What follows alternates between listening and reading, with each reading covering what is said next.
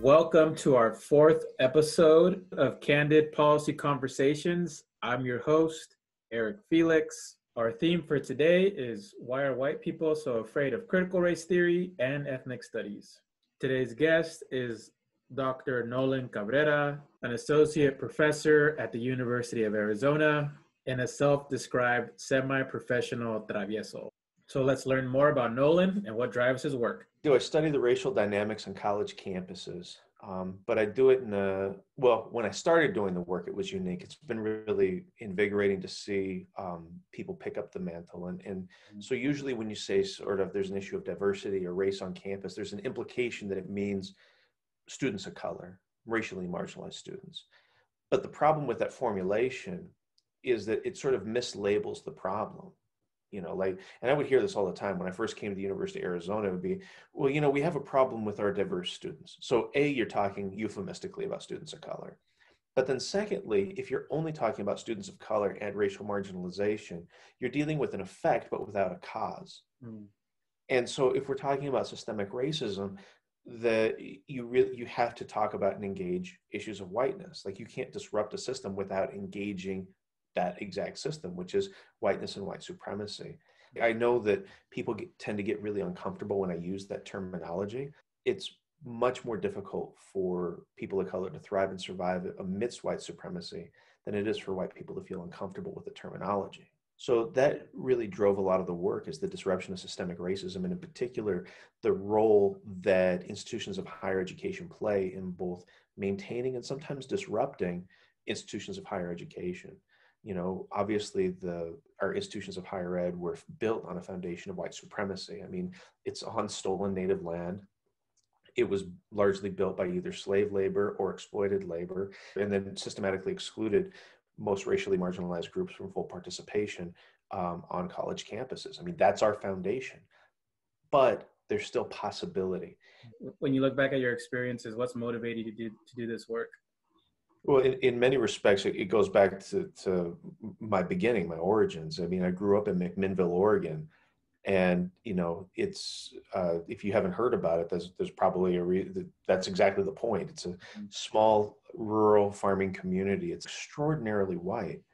Like, I think something like 90% white when I was growing up. Very, very Christian conservative.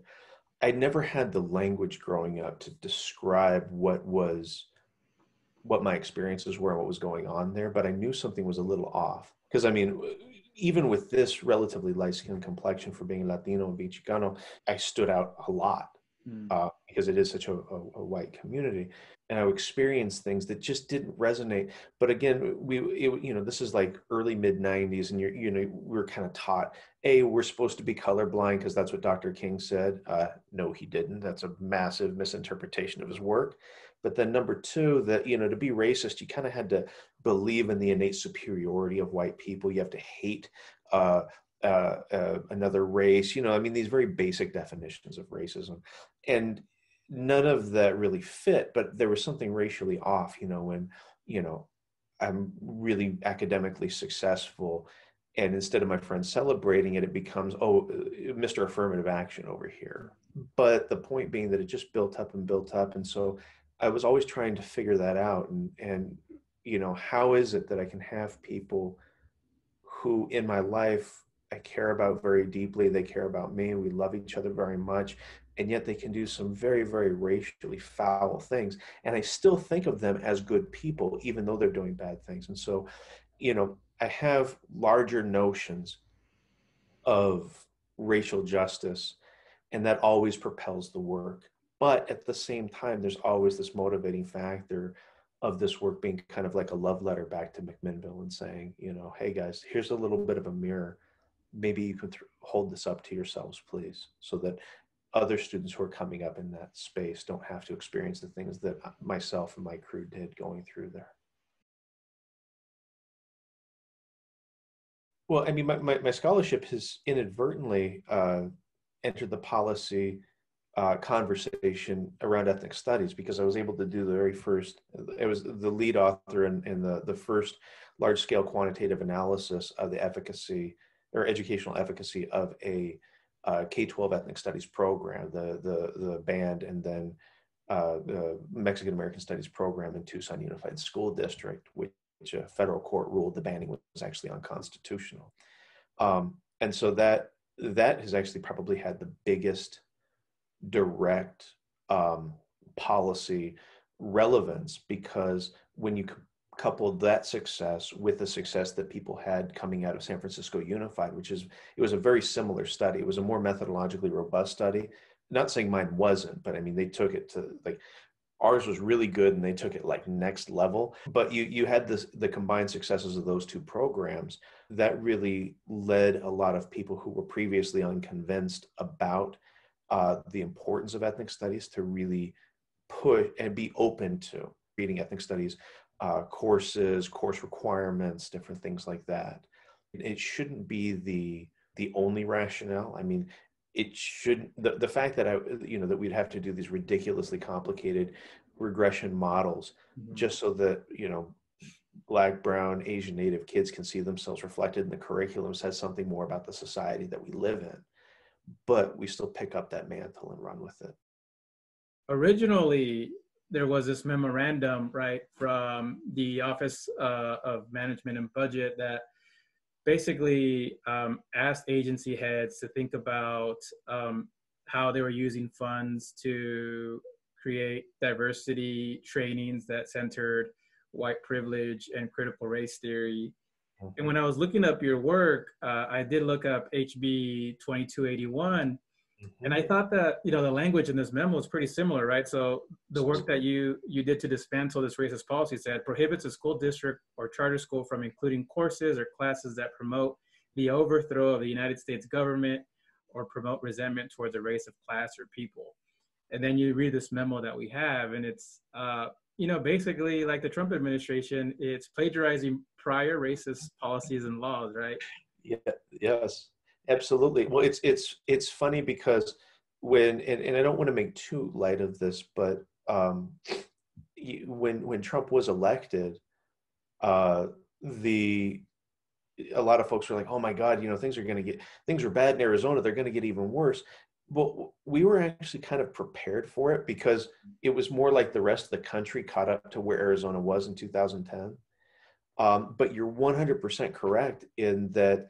He is. I mean, if you look at the federal ruling that overturned the Mexican American Studies ban, they said that Judge Tsushima, ruled on both First and 14th Amendment grounds that the law had been implemented or had been created, implemented, and interpreted, executed based upon partisan political gain and racial animus. Mm-hmm. I mean, it was written in the federal ruling that basically the state was acting out of racism, and that was it.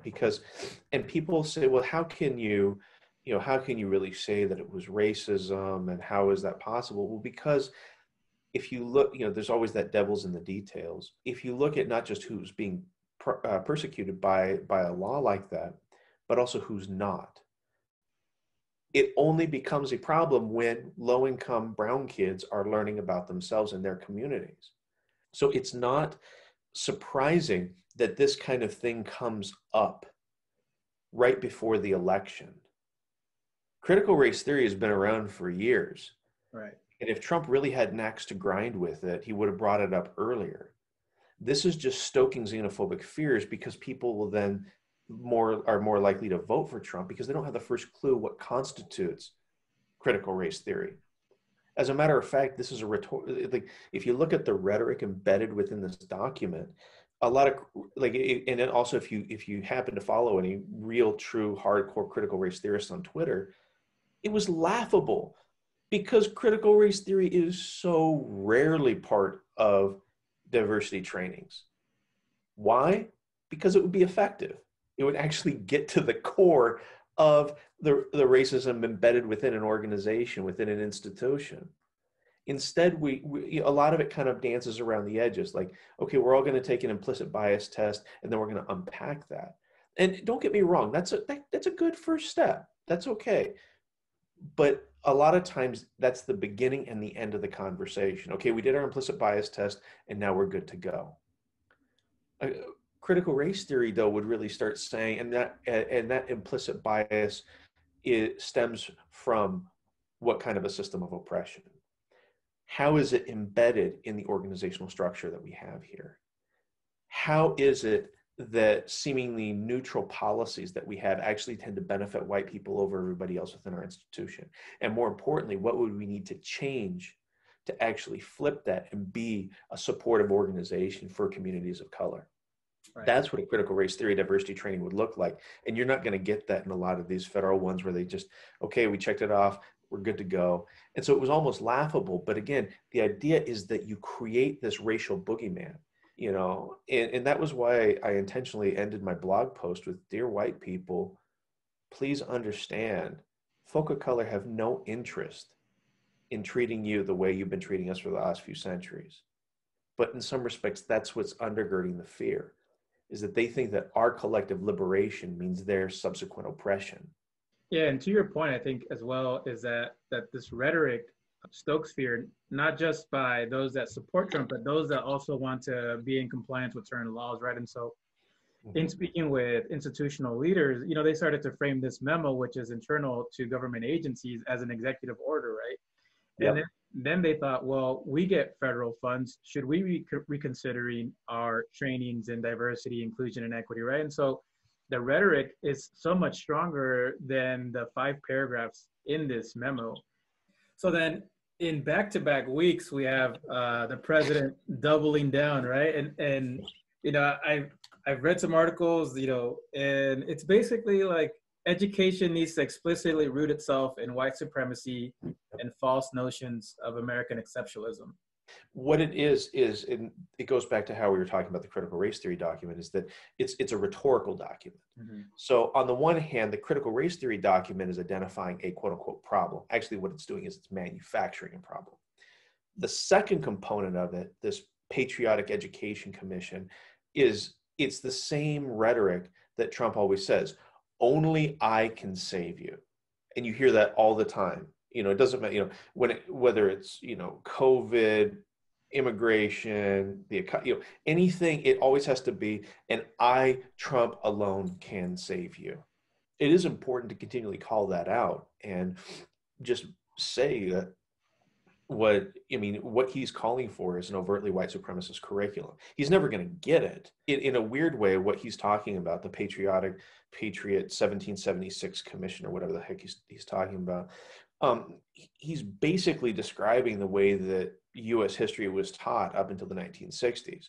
Then there was a push for ethnic studies, and then it kind of backflowed for a little bit. People think that if you criticize the country, you hate the country in some way. And I would actually offer that the people who are lodging the criticisms against the country and trying to challenge and uproot systemic racism are actually the embodiment of the true patriots that we should be aspiring to be in this country, for the precise reason that if we honestly think that racism is antithetical to democracy, well, then anti-racist action actually leads us closer to that democratic ideal. That's what we should be going for. And in many respects, the people who are these quote unquote patriots, their method is exclusion, exclusion, exclusion. And that actually leads us farther from democracy. But unfortunately, it scares people.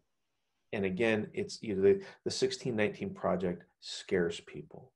The critical race theory scares people because it doesn't reflect this valorizing of our traditional heroes.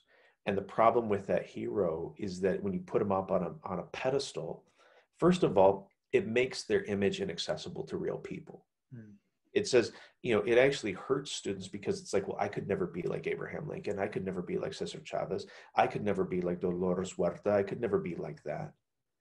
When you see them as flawed individuals, like, we should have an honest conversation about how early in his career, Cesar Chavez was rabidly anti-immigrant. And we should be able to grapple with that and still say, amidst that, he still did some incredible things. But ultimately, at the end of the day, this criticism of our society is more of a challenge to do better. All right. So our second topic is on the push for ethnic studies across multiple systems in California, especially. You've seen it at the K-12 level. Just recently, AB 1460 was passed for the Cal State University level. and in the works is for the entire community college system. So talk to me a little bit about, why there is this push for ethnic studies, and it seems to contrast, our first headline, and much of this is coming from critical educators at the local level advocating and pushing up to policymakers. There's a lot of different arguments that are being made in society, and one is just that community-based knowledge, which ethnic studies represents, should be part of our educational system. That is the seminal statement on that was done by Ronald Takaki in his book A Different Mirror, where he said in the preface, what happens when, to borrow from Adrian Rich, someone with the authority of a teacher tells the history of your country and you're not in it. It can create a moment of psychic disequilibrium, as if you looked into a mirror and saw nothing. And so then his challenge that he took up in his brilliant text was to create different mirrors that represented our multicultural society, and be really honest about that moving ahead. And so there's people who say, we just need to do this for our students. There are some who make the argument that we need to be doing this to improve academic achievement.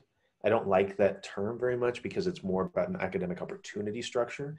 But it was kind of funny because when we were in the federal trial, the state hired only one expert witness, and it was the one to debunk my statistical analyses demonstrating the efficacy of the Tucson Unified Program. And in his testimony, keep in mind, he's testifying for the state, saying that that they shouldn't take any, that my stats shouldn't have any credence. And he said, if Dr. Cabrera's statistics are true, this is ethnic studies and Mexican American studies is one of the most important educational developments over the last 50 years, and can positively impact the lives of millions of people throughout the country. Now, granted, then the next sentence said, but I don't believe his statistics. And he's wrong and I'm right, or at least according to the judge. The point being that as he's contextualizing it, which I actually think is true, if we can implement ethnic studies on a systemic level, it creates these opportunities that didn't previously exist. And absolutely, you're correct in seeing that this is much more of a grassroots movement to try to institutionalize these classes. And what this move has started saying really reflects what Eve Tuck and Kay Wayne Yang wrote in the introduction to their incredible book, Toward What Justice? Where, and I'm only going to paraphrase, please understand, I'm saying this, they said it much more eloquently, but they made the argument that social justice education that is anti-racist, decolonial, intersectional, is not some boutique area of education. This is the core of education. We do not move forward in education without having social justice as a central component of what we're doing here. And so that when you have it as an institutionalized requirement, you start saying that this is part of the value that we're placing on it. And it's incredibly valuable, it's incredibly impactful, and there's incredible potential for it. But now there's going to be all sorts of debates about how to implement it. And that's sort of at the stage we're at. It's a welcome debate. It's a difficult fight, but it's one that's really important moving forward. Yeah, and you mentioned how it's implemented, right? And so being a faculty member at the Cal State and being part of the listservs and critical scholar spaces, the implementation is the struggle and the battle right now. Try to enact the more critical intent of the law to have ethnic studies be part of everyone's curriculum and not water it down or dilute it as sometimes system level leaders, or the interpretation of a law and then the way that interpretation gets passed down is a shadow of the type of change it could be. So we're definitely in that right now. Absolutely. And that's one of the things that we have to be able to overtly and willingly define, is that, these classes have to be rooted in an analysis of systemic inequalities and inequities. And because otherwise, first of all, it can devolve into kind of that really watered down heroes and holidays and foods and fiestas. And, that's never worked in anything except making white people feel good about themselves. You know, every January, classes come together and they recite MLK's "I Have a Dream" speech, and then we're all judging each other on the content of our character and kumbaya, and everything's great. And that what Cornel West refers to as the Santa Clausification of Dr. King becomes manifest in educational practice. So as our institutions implement these, we need to be very clear about what what an ethnic studies course is and what it is not. One of the things for me is, having graduate students reach out about our current political moment.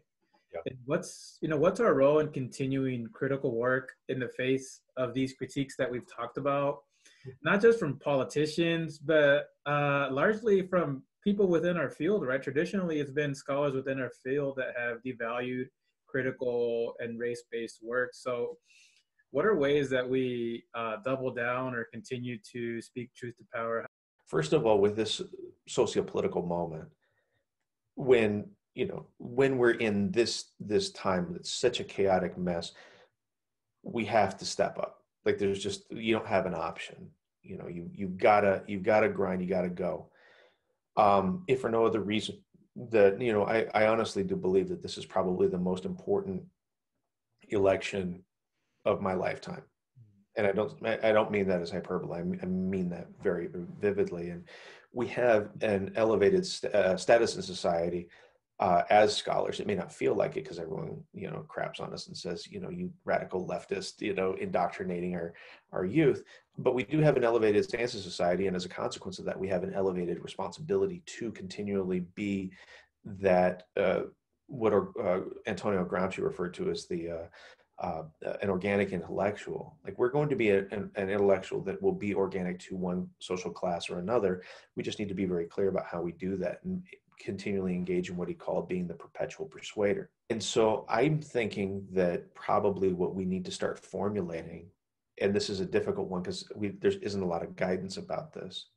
So much of, say, critical race theory in higher ed is about, grassroots opposition to systemic racism, to use more of a colloquialism, sticking it to the man. But what do we have to envision when we're in charge?